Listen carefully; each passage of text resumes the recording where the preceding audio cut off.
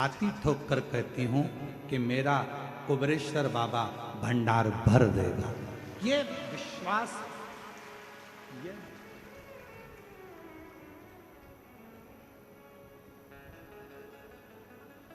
और जितनी मेरी जीजियां बैठी हैं, जितने मेरे जीजा बैठे हैं, जितनी मेरी बेटियां बेटाएं, मेरी माताएं जितनी बैठी हैं, मैं आपको निवेदन करूं, जितने विश्वास से आप शिव महापुराण की कथा को श्रवण करेंगे, और ये विश्वास ही तो है जो 5 पंडाल लगे होने के बाद भी भक्तों का सैलाब पंडालों के बाहर खड़ा हुआ है। ये आपका विश्वास और आपकी दृढ़ता और आपका भरोसा है। एक विश्वास यदि है तो शिव आपके करीब है।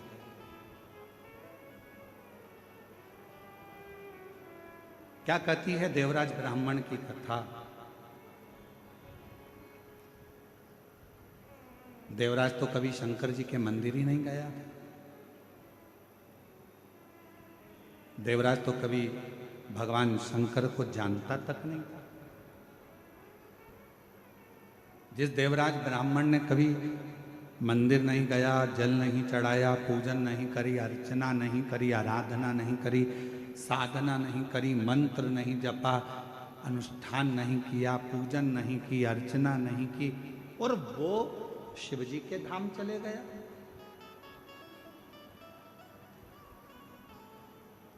वो भगवान शंकर के धाम चले गया।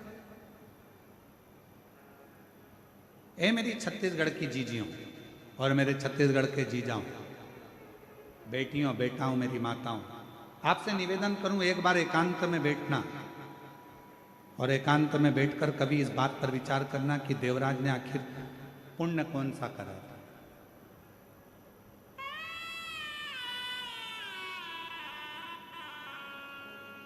कभी एकांत में बैठकर ये विचार करना कि देवराज ने ऐसा कौन सा पुण्य कर लिया। ना कभी एक लोटा जल चढ़ाया उसने, ना कभी अभिषेक किया, ना कभी पूजन करी, और ना देवराज ने कभी मंत्र का जाप किया, ना अनुष्ठान किया। फिर करा क्या? जो भगवान शंकर देवराज को अपने नंदी पर बिठाकर लेकर कैलाश धाम तक जा रहे हैं। ना पूजन, ना अर्चना, ना अनुष्ठान, ना जप, ना मंत्र, ना साधना, कुछ नहीं करा।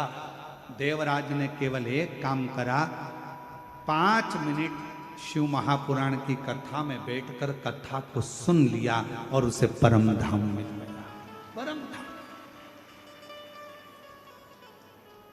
ना जल चढ़ाया, ना अनुष्ठान किया, ना तप करा, ना साधना करी, ना व्रत करा। एक काम करा उसने, दिल से, चोरी का धन था, शरीर तप रहा था, बुखार आ रहा था, और एक मंदिर में जाकर बैठ गया और कानों में शिव महापुराण की कथा चल। एक पत्र आया है, देखिए।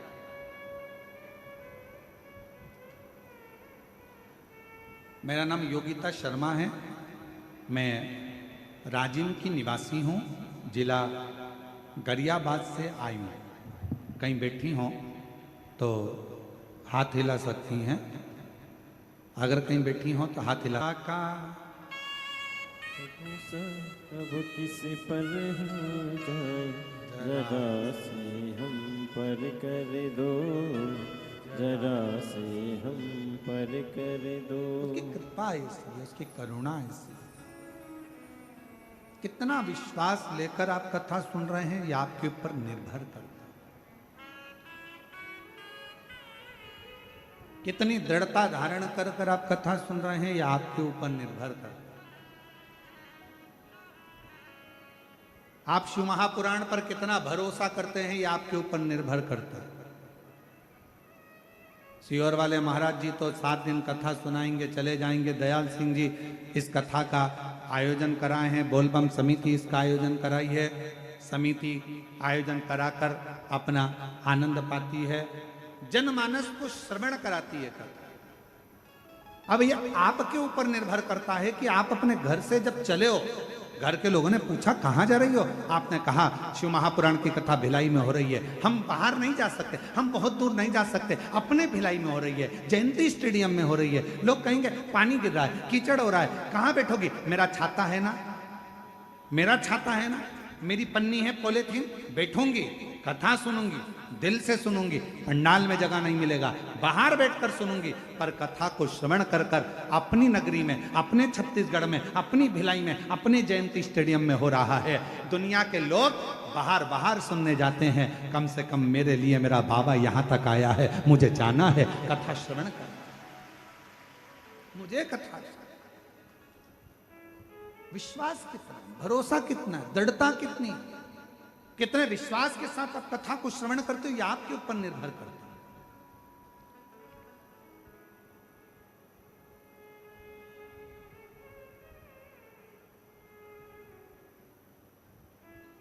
अरे बारिश हो रही है, कहां जा रही है? बारिश का काम है बरसना, और हमारा काम है कथा को श्रवण करना। ये हमारा कार्य, हम सुन।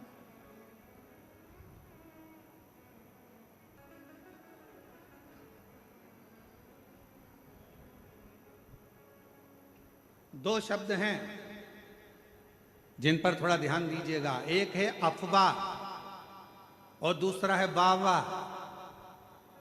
बोलो जरा कौन कौन से शब्द हैं? आवाज नहीं आई, जरा दमदारी से बोलो। अफवाह और वाह, ये दो शब्द हैं, दो शब्द। एक शब्द है अफवाह,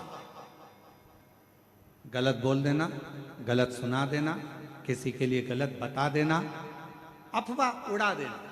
अरे इतना भीड़ हो रहा है, इतना भीड़ हो रहा है, ऐसा हो रहा है, वो हमारे पास में रहती है, वो ऐसा है, वो हमारे पास में रहता है, वो ऐसा है, वो ऐसा है, उसका लड़का ऐसा, उसकी लड़की ऐसी, उसका परिवार ऐसा, उसका कुटुंब ऐसा।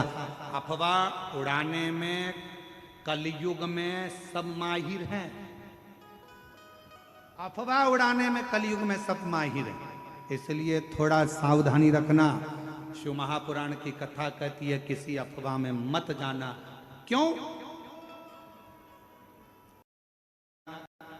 तो कहा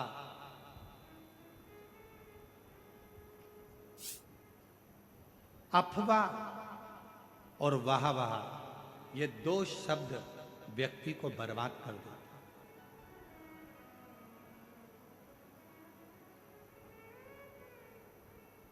अफवाह व्यक्ति के जीवन को बर्बाद कर देती है, और वाह वाह अपने भीतर अहंकार को रखकर, अभिमत्ता को रखकर बर्बाद कर देती है।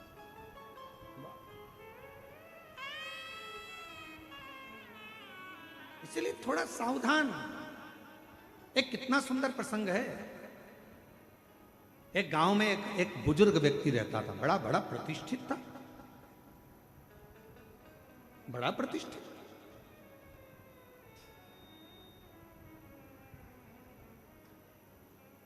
और गांव में बुजुर्ग व्यक्ति रहता था, उन्हीं के घर के 4 घर छोड़कर एक बड़ा नौजवान लड़का, बड़ा सुंदर, बड़ा स्मार्ट, बड़ा विद्वान, बड़ा ज्ञानवान एक लड़का रहता था। बहुत विद्वान था, पढ़ा लिखा था और अच्छा स्मार्ट था, हैंडसम था और सब बढ़िया अच्छा था। को ज्यादा सम्मान देते हैं, इसी को आदर देते हैं, इसी का सत्कार करते हैं, इसी को पूछते हैं। तो इसने धीरे धीरे कर कर गांव के लोगों का कान भरना प्रारंभ कर दिया कि ये जो लड़का है ये चोर है। इसने उस कॉलोनी में चोरी करी थी, उस मोहल्ले में चोरी करी थी। धीरे धीरे अफवाह उड़ाना प्रारंभ करा, और अफवाह ऐसी उड़ाई कि पूरे गांव में, पूरे नगर में बात हो गई कि ये लड़का चोर है। सब दूर खबर हो गई, ये चोर है, इसने चोरी करी। अब बात चलते चलते एक दिन नगर के है गांव में चोरी हो गई, और चोरी का इल्जाम गांव के लोगों ने किस पे लगाया? उसी लड़के पर लगाया जो चोर नहीं था, पर ईर्ष्या से उसको चोर बना दिया गया और चोरी का इल्जाम लगा दिया। चोरी का इल्जाम जैसे ही लगा, चोरी का इल्जाम लगते से उस लड़के को पकड़ा गया, थाने में लेकर गए, बंद किया। बंद करने के बाद जब निर्णय लिया गया, सारे सबूत देखे गए, तो मालूम पड़ा कि इस लड़के ने तो चोरी ही नहीं की। चोरी सूचना पाई कि इस पर चोरी का इल्जाम लगाया किसने? तो कहा कि एक गांव का व्यक्ति है और उस गांव के व्यक्ति ने इस पर चोरी का इल्जाम लगाया। उस गांव के बुजुर्ग व्यक्ति को बुलाया और पूछा गया, तुमने इस नवयुवक लड़के की जिंदगी खराब कर दी, तुमने इस नवयुवक युवान लड़के का जीवन बर्बाद कर दिया और तुमने इस पर चोरी का इल्जाम लगा दिया। वो बुजुर्ग व्यक्ति आंखों से आंसू भरकर रोने लगा। मैंने तो हंसी हंसी में टिप्पणी करी थी छोटी सी, मैंने तो हंसी हंसी में बस ऐसे ही बोल दिया था, मैंने तो हंसी हंसी में बस ऐसे ही नाम ले दिया था। इतने में सरपंच को गुस्सा आ गया और सरपंच ने कहा इसका निर्णय कल लिया जाएगा। एक काम करना, तुमने हंसी हंसी में जो काम किया है, जो तुमने बोला है, इस लड़के के लिए जो तुमने इस लड़के के लिए बोला है, एक कागज में लिखो, उस कागज को फाड़ो, फेंक दो और कल आते आते उस कागज के टुकड़ों को वापस लेकर आना। निर्णय कल दिया जाए। बुजुर्ग व्यक्ति ने वही बात लिखी, फाड़ी, फेंकी, वापिस आया। कागज का एक टुकड़ा, दो टुकड़ा उसको मिला, बाकी का कोई टुकड़ा उसको। तो कहा वो तो हवा में उड़ गए, मैं सब लेकर नहीं आ पाया। सरपंच ने कहा बुजुर्ग व्यक्ति से, बाबा जी किसी के लिए कुछ कह देना हवा में उड़ने के बराबर है। उसकी जिंदगी बर्बाद हो गई। तुम्हारी जरा सी हंसी में, जरा सी अफवाह में, जरा से अपशब्द में किसी का जीवन बर्बाद हो जाता है, फिर वो जीवन संभल नहीं पाता है, संभल नहीं पाता। कहना सरल है, किसी के लिए अफवाह उड़ाना सरल है। वो लड़का ऐसा, वो माता ऐसी, वो भाई ऐसा, वो बुजुर्ग ऐसा, वो व्यक्ति ऐसा, उसने ऐसा कर दिया, उसने वैसा। अफवाह उड़ाना सरल है, अफवाह में कहना सरल है, किसी के लिए आड़ा टेढ़ा कहना सरल है, किसी के लिए अफवाह उड़ाना सरल है, किसी के लिए अपशब्द कहना सरल है। परंतु उस अफवाह का जो बाद में निर्णय निकलता है, वो व्यक्ति को झंझोड़ देता है कि वो व्यक्ति ऐसा नहीं था और दुनिया के लोगों ने उसको गलत ठहरा दिया। गलत। दो शब्द हैं, एक अफवाह और दूसरा वाह वाह। अफवाह भी हमारे जीवन को नष्ट कर देता है, हमारे विचारों को नष्ट कर देता है। और दूसरे नंबर पर है वाह वाह। अगर कोई तुम्हारी तारीफ कर रहा है, वाह वाह बोल कर तारीफ कर रहा है, बहुत बढ़िया भैया, बहुत, तो वाह वाह कर रहा है, तो समझ लेना ये हमारे भीतर कहीं अहंकार को तो नहीं भर रहा, हमारे भीतर कहीं अभिमतता को तो नहीं भर रहा।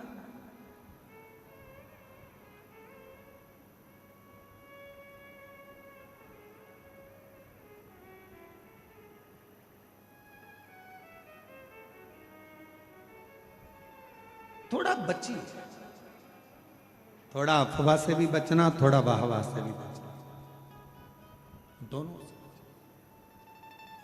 आप जितना बचकर रहोगे उतना अपनी जिंदगी को सुखमय जियोगे।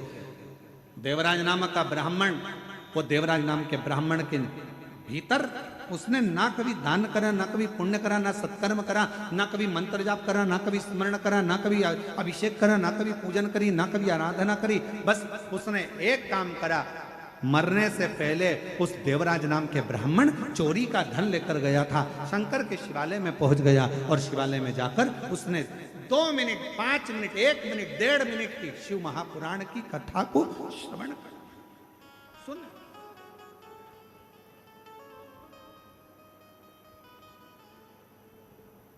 और फिर निवेदन करूं इस पवित्र व्यासपीठ से, फिर निवेदन करूं इस पवित्र श्रावण के महीने के इस पावन कथा से, पावन कथा के रसपान।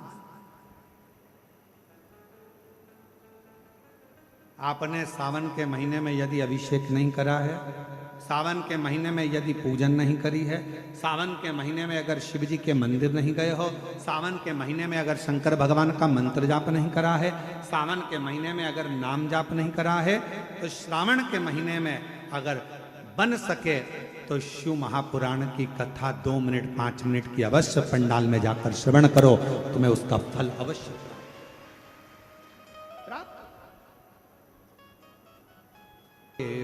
मन चरणों में स्वीकार कीजिए, सबका किया है मेरा भी उद्धार कीजिए, उद्धार कीजिए। हे त्रिपुंडधारी, हे त्रिशूलधारी, हे त्रिपुंडधारी, हे त्रिशूलधारी। चरणों में तेरे बाबा जी पावन है चारों धाम। चरणों में तेरे बाबा जी पावन है चारों धाम। तेरी देव करते वंदना पूजे सीताराम। तेरी देव करते वंदना पूजे सीताराम। हो जाए पूरी कामना, हो जाए पूरी कामना। उपकार कीजिए, सबका किया है मेरा भी उद्धार कीजिए, उद्धार कीजिए। है त्रिपुंडधारी, है त्रिशूलधारी, है त्रिपुंडधारी, हे त्रिशूलधारी, है त्रिपुंडधारी, हे त्रिशूलधारी। महाराज, दुनिया में ऐसा कोई अक्षर नहीं जिसमें छुपा हुआ कोई मंत्र नहीं।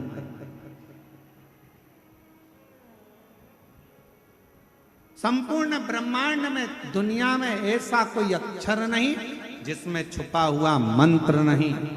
और दुनिया में कोई ऐसा वृक्ष नहीं, पौधा नहीं जिसमें औषधि का गुण नहीं। दुनिया में ऐसा कोई पौधा, ऐसा कोई वृक्ष नहीं है जिसमें औषधि का गुण नहीं है। और दुनिया में कोई ऐसा मनुष्य नहीं जिसके अंदर कोई ना कोई गुण नहीं। परमात्मा सबको गुणवान बनाकर पैदा करता है। हर वृक्ष में, हर पौधे में औषधि होती है। हर शब्द में, हर अक्षर में मंत्र होता है।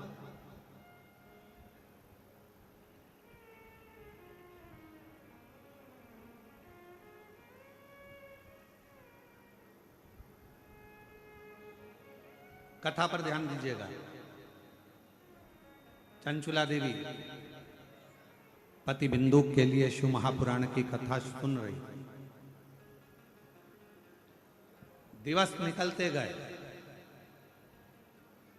और दिवस निकलते निकलते चंचुला देवी के मन में एक प्रश्न खड़ा हुआ।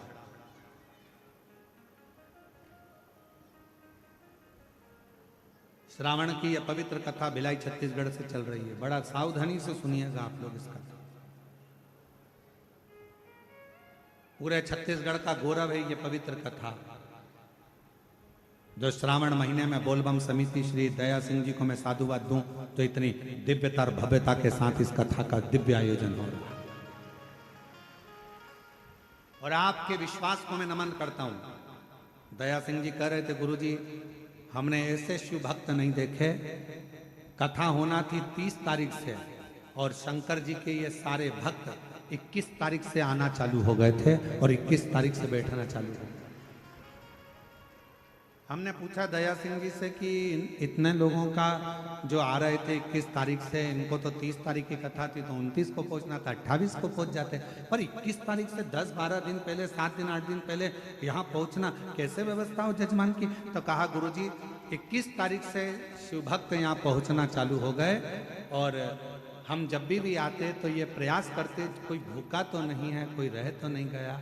और मैं दया सिंह जी आपको इसके लिए साधुवाद देता हूँ, आपकी पूरी बोलबम समिति को साधुवाद देता हूँ कि सबके चेहरे पर रौनक। हम जितने हमको आशीष जी जो जो दिखा रहे थे, बता रहे थे, उसमें हम देख रहे थे कई बुजुर्ग माताएं, कई बूढ़ी माँ 21 तारीख से 22 तारीख से यहाँ पर आई। और पूछा गया उनसे, यूट्यूबरों ने पूछा कि आप यहाँ 22 तारीख को आ गई हो, 21 तारीख को आ गई हो, आपको यहाँ कैसा लग रहा है? तो कहा अच्छा, तो कहा भोजन, तो कहा भोलेनाथ जी है। फिर इतनी देर में कहा कि वो दया सिंह जी आते, पूछते और प्रसाद का एक डब्बा देकर चले जाते भोजन का। तो ये विश्वास, ये भरोसा, ये दृढ़ता।